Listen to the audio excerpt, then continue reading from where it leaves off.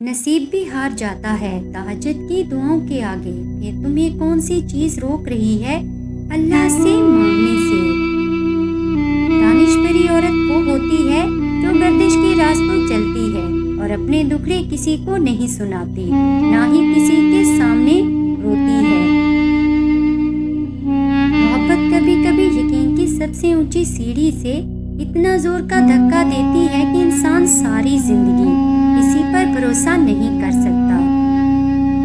कुछ आजमाइशें और मुश्किलात ऐसी भी होती हैं जिनके खत्म होने पर इंसान को एहसास होता है कि ज़हमत नहीं बल्कि रहमत का बैस थी। खुदा पर यकीन रखना, कभी कभी तो वो भी मिल जाता है जिसकी आस भी नहीं होती।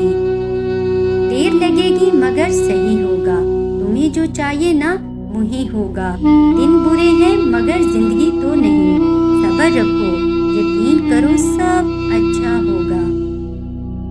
एक मोमिन के लिए दुनिया और आखिरत का कीमती सरमाया हजरत मोहम्मद सल्लल्लाहु अलैहि वसल्लम की मोहब्बत है। कोई पलट आए तो उसका हाथ थाम लेना चाहिए, उसकी उम्मीद नहीं तोड़नी चाहिए। किसी की उम्मीद कायम रखना अल्लाह की सिफ्त है, अल्लाह भी तो यही करता है।